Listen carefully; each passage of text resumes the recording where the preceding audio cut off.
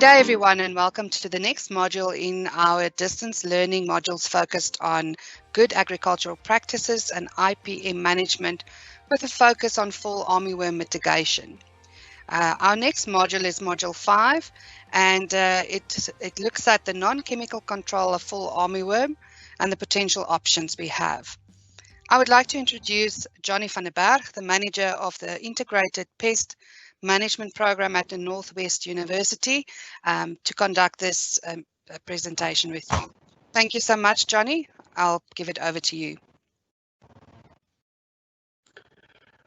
Good day, everybody, and welcome to all those of you that have tuned in to listen to watch this next module on fall armyworm and non-chemical control options for fall armyworm control. So the key messages we want to convey, and there's actually only one major message in the whole presentation today. It's about agronomy and healthy agro ecosystems.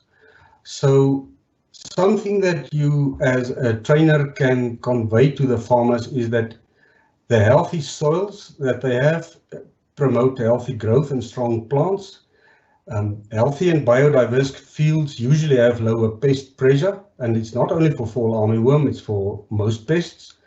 And agroecological farming and the things we're going to discuss today, and I'll show examples, these methods makes the environment unfavorable for pests to colonize fields, to find those plants and survival of the pests. There are many agroecological options that exist, and these all have one general thing in common. That is that these methods leads to increased soil health and general increase in crop health, and I'll tell you why that's important a little bit later. It leads to increased biodiversity that benefits natural enemies of pests because it disrupts pest biology. And this presentation I'm giving today is based exclusively on the contents of a paper, excellent paper published by Red Harrison and co-workers. And the paper deals with agroecological options for fall armyworm management. And I'm going to take you through this paper and unpack the different aspects they discussed in the paper. Now, this very beautiful drawing summarizes everything I'm going to say today. A typical farming system, a diverse farming system, and you'll see these small numbers on the screen, and those indicate specific aspects of the farming system, and I will address each of these separately today. So these different numbers that you see on the screen, the legend for that is on the following slide. So you as facilitators should go through these and familiarize yourself with these and tell the farmers that you're going to discuss this. They will be familiar with some of these, and I hope that you can generate some interest with them, amongst them about biodiversity and beneficial insects towards the end of the presentation. So we will discuss these 12 different headings during this presentation.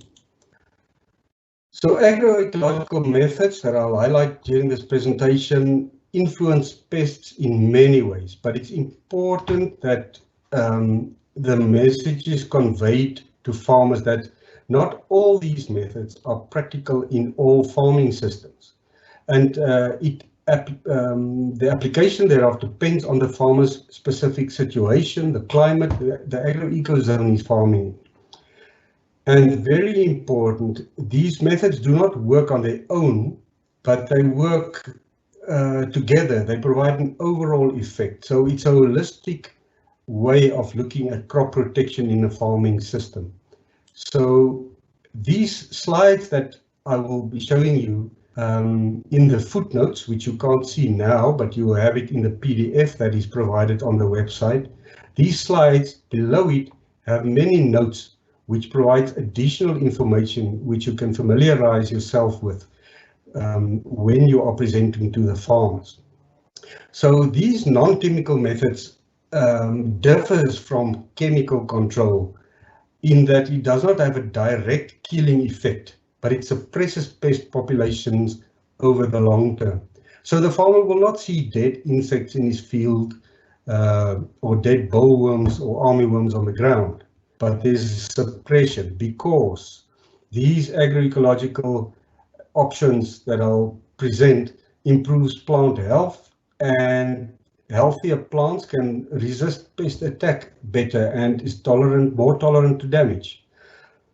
These agroecological options disrupt the process of host finding by moths of pests, and it disrupts larval movements. And a more diverse environment, as you will see later on in the presentation, creates a favorable environment for beneficial insects, and it provides shelters and perch sites for predators such as birds and bats. And so this is a diverse, healthy ecosystem we are talking about.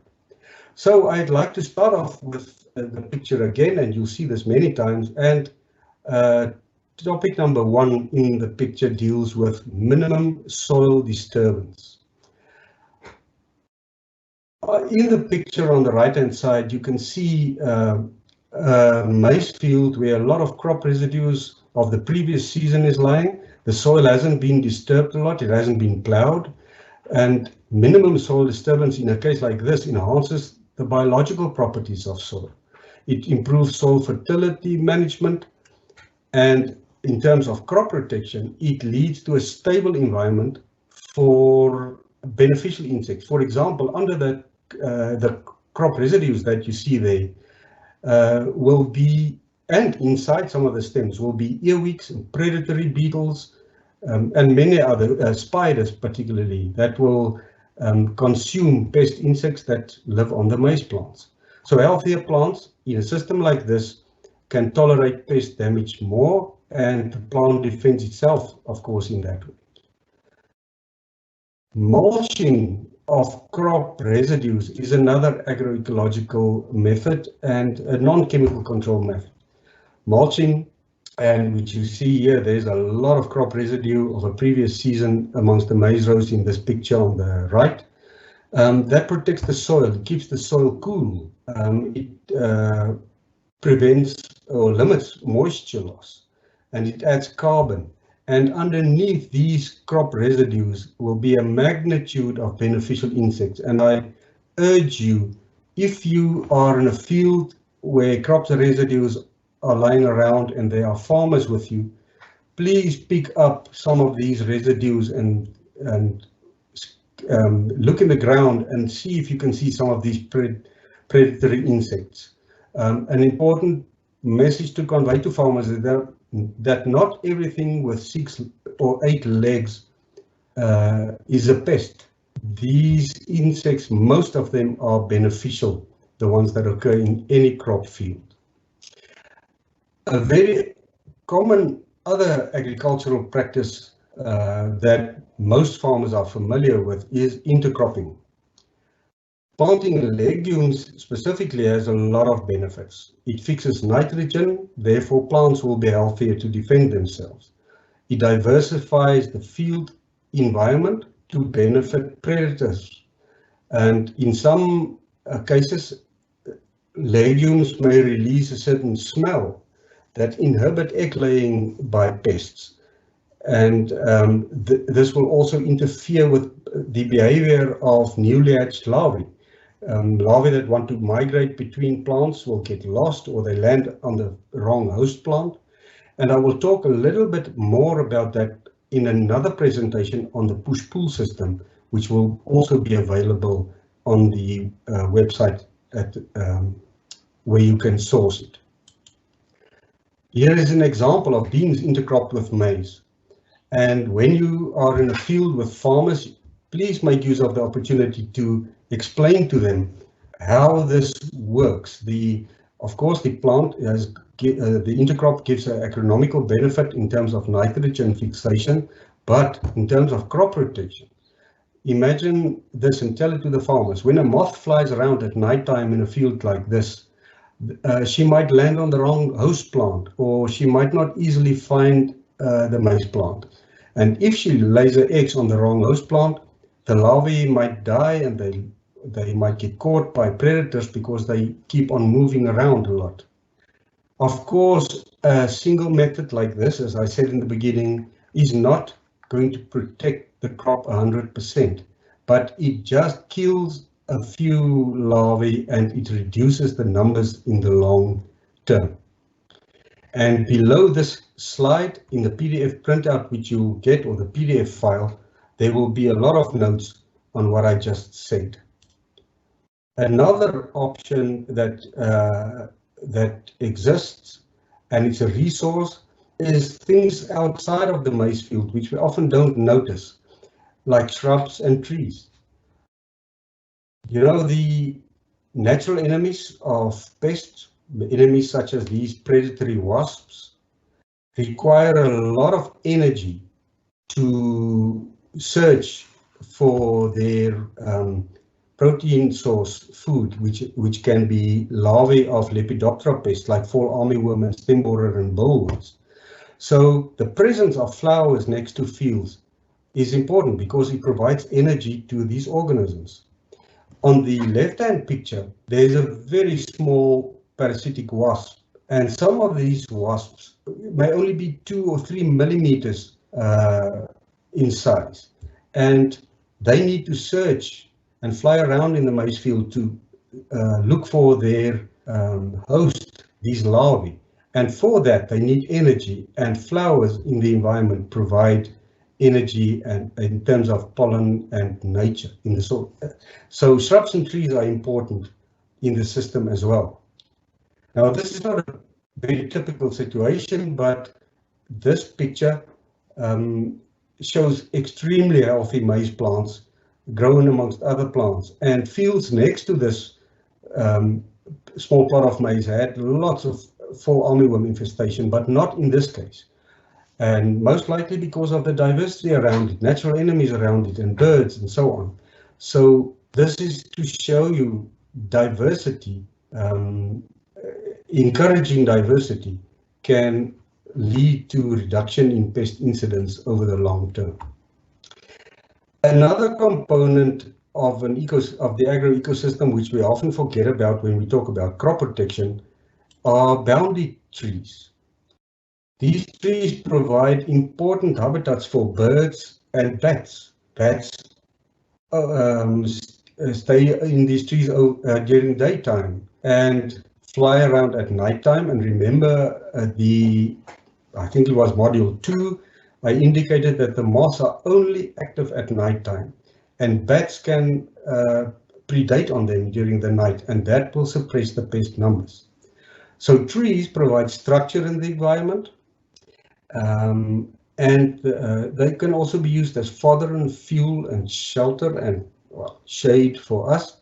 So unfortunately, deforestation and the chopping off of trees in agricultural lands is commonplace, but it's important to show to farmers and to tell them that trees also provide benefits which we do not consider every day. This is an example of a picture I took in the Limpopo province in South Africa, where mango trees are grown inside maize fields. And there are lots of bats and birds in these trees, and providing that ecosystem service of predation on moths at nighttime, which we should let farmers know that practice happens, although we don't see it. Here's just another example of that. This structure created in this environment by the trees behind the farmers host bats and birds, which is important in this ecosystem. And I think the next one is the most common one amongst farmers in Africa. This is crop rotation. Now, there are many agronomical benefits, which I'm sure most of you are familiar with, but it also diversifies the farm environment. And again, now you will start seeing how this overlaps with the previous points I made. It disrupts the pest's life cycle. Moths when they fly around, struggle to find their host plants. And crop rotation also leads to improved plant health through the fixed nitrogen, for example, which makes the plant stronger. So you can now start to realize that these are different layers of the environment, which all together starts to provide a service to the farmers in terms of pest control. This is a very good example of a very healthy agroecosystem and very nice looking maize plants. And I'll come back to this picture right at the end of this presentation. This is a farmer's field in Malawi under conservation agriculture, and many of the things that I already mentioned can be observed in this photo.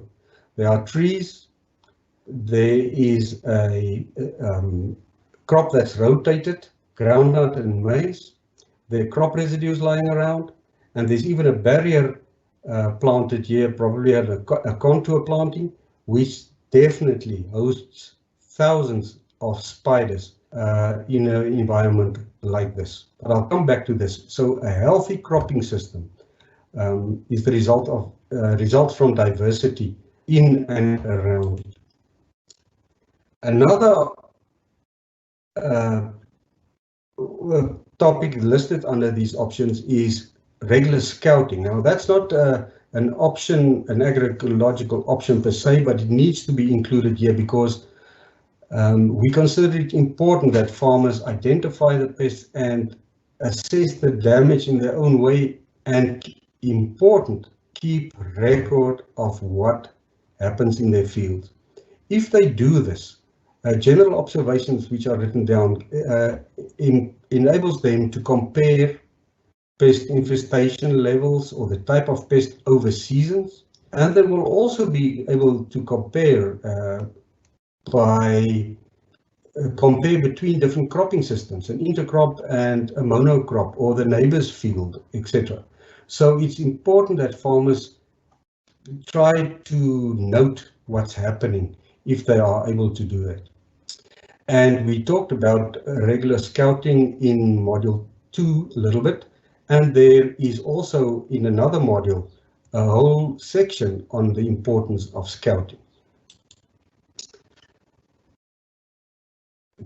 Of course, number 8 here, of course, weeds are the biggest enemy of the farmer. She spends hours and hours with a hand hoe or other methods to control weeds in the fields. Weeds inside a field is not desirable because it competes with the plants for nutrients and for soil moisture. But weeds on the outside of fields, in the field margin, weeds like this here, can have a benefit in terms of crop protection. It also may disrupt host finding, but most importantly is that it provides energy in the form of nectar and pollen to predators. Small flowers inside the maize field will also host beneficial insects such as this one here. So field margins and the protection of field margins is important, and it should, for example, never be burnt, which is something that you can indicate to farmers. Another option is diverse field margins, which I touched on in the previous slide. These field margins might look to us and a farmer just like a grass veld next to a maize field, but research has shown that hundreds of thousands of beneficial insects occur per hectare in grass fields like this next to crop fields, whether it's soybean or sorghum or maize. And in the off-season, generous predators like ants, spiders, and earwigs reside and breed in these diverse field margins. So field margins are very important. This picture, which was taken in Malawi, shows a diverse system. In this case, there's vetiver grass planted on contours, and There are trees around. There was a lot of natural vegetation next to it, and there were some intercrops here and there, very random. And this particular field had 0% fall armyworm infestation. A field 50 meters from this field, which was a monoculture field with nothing surrounding it, had about a 40% infestation.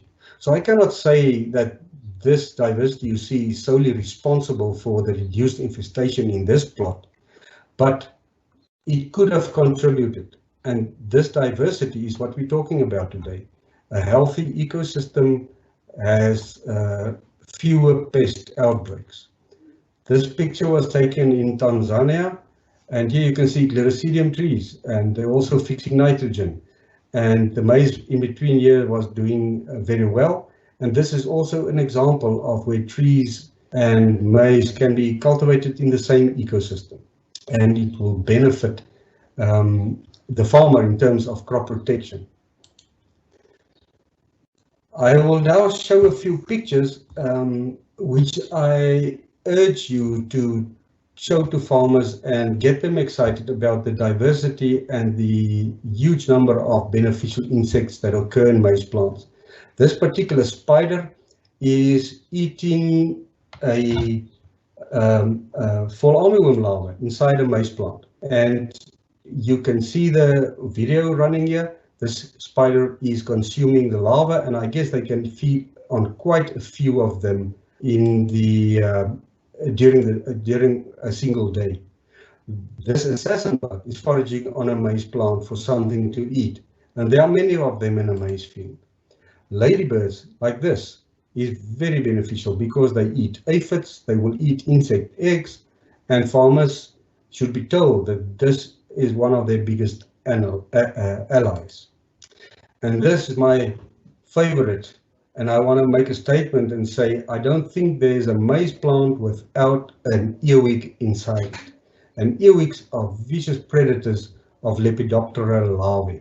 And this earwig was in the whirl of a maize plant, searching for fall armyworm and stem borer larvae, which it will consume. And I'll get back to that a little bit later on. But these are all the ones we can see. I want to give you an example of those we don't see. This picture shows eggs of fall armyworm, and you know by now how small these eggs are, 1 millimeter in diameter. These wasps are so small, they lay their eggs inside the eggs of the fall armyworm, and they complete their life cycle there. These wasps occur throughout Africa, and they are important parasitoids of fall armyworm, and they kill them when the fall armyworm is most vulnerable, and that's during the egg phase.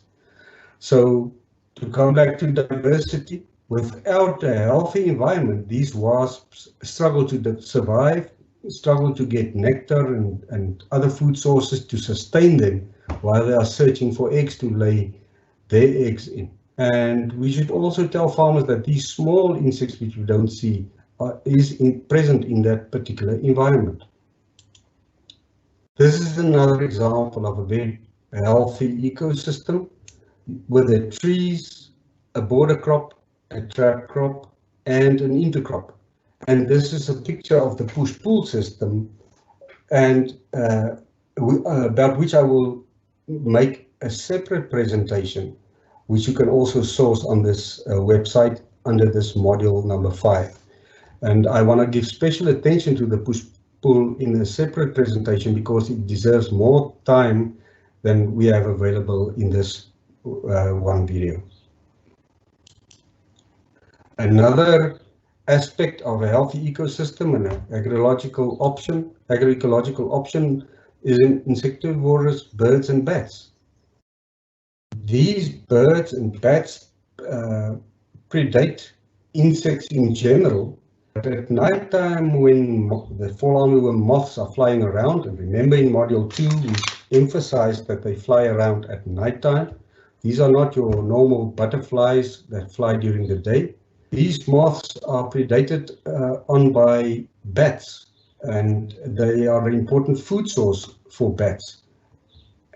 The presence of bats will of course not protect your crop against this pest, but as I said, with all the other options, combined, they suppress pest populations in the long term. And this fork-tailed drongo might also catch moths during dawn and dusk. It's also an important predator in healthy ecosystems. And I just thought I should add this slide of hundreds or thousands of bats starting their activity at dusk. Unfortunately, we do not have this type of data for Africa, but in the US, it's estimated that bats save maize farmers in terms of pest control about $1 billion per day, just because of all the pests that they hunt and catch at night time. And this is a valuable resource, and farmers can even put up bat boxes on their fields if they want to. Here's another example of these cattle egrets, a general predator, and I'm sure many of you have seen it when soil is cultivated, like on this picture here. When the soil is disturbed, the pupa of bollworms and fall armyworm and cutworm may become visible, and these insects will eat a large number of these potential pests when the soil is cultivated. So that's a benefit that they provide to us, and we should encourage an environment where they can thrive, and that would be a diverse environment. Something else which is important, born in tropical Africa, is nest site provision for stingless bees, for example, but also nest site provision for ants and other predatory wasps. You know, in southern Africa, even in very dry areas, there are wasp species that make their nests in between maize rows in the soil. So nest site or mulching like this, which brings me back to point number one we did, was minimum soil disturbance. A stable environment with a lot of mulch like this provides nesting sites for many beneficial species. And these ants that you see on this plant, they are drinking moisture on the plant here. But these red ants are important predators, general predators. And if they encounter fall armyworm, stem borer, or bollworm larvae on a plant such as this, they will definitely predate on it. The last one I want to address is predatory wasps. Now, I think many farmers can interpret this as a bad insect, but this is hardly what they are. This specific wasp here is digging out a fall armyworm from the whorl of a maize plant. And this red wasp on the left, it's scavenging for food, hunting for prey inside the whorl of a maize plant. And these wasps can actually kill large larvae of fall armyworm inside maize whorls. So I'm nearing the end of the presentation. We addressed many topics very briefly. There's a very wide range of agroecological methods that can influence pests and control them in the long term. But it's important to tell farmers that these methods are not all practical in all farming systems, and it depends on his or her specific situation. And they should exploit what they have and encourage what they have on their fields in terms of biodiversity. The slide that follows on this one summarizes what we discussed above. And you can use this slide and the notes I provided with it that you'll see in the PDF to get more information about this discussion and how to facilitate it. You can use the following slide for that. And many farmers will recognize what I'm going to show them. And you must highlight the following aspects on this slide: healthy plants, crop rotation, etc. And I come back to a slide I showed you earlier. This is a very good example of a healthy agroecosystem. And you can ask farmers to pinpoint on this picture, what have they learned in this lecture so far? What do they recognize? There in the background are trees that host birds and bats. And the trees have flowers, which provide food for beneficial insects. There are shrubs around that provide food and shelter. There is a groundnut crop which is rotated with maize. Crop rotation creates diversity. In between the groundnut crop is a lot of maize residue from the previous season. Mulching, minimum soil disturbance, creates a stable environment for insect pests. In the maize, there are a lot of residues lying around, creating a cool, moist, healthy environment for beneficial insect species. And then very important is this contour planting of grass, which is something I will expand on when you look at the other recording on the push-pull system. But from personal experience and research we did in this, there can be thousands of spiders, particularly in 100 meters of grass contour like this, which predates on pest insects and other herbivores that feed on the maize in a field like this. And with this very nice slide, I'd like to end this presentation and say thank you to all of you. This next slide shows something that you could do. Print out a paper like this and take it with you for farmers to pinpoint on, for you to write on, etc. Thank you very much.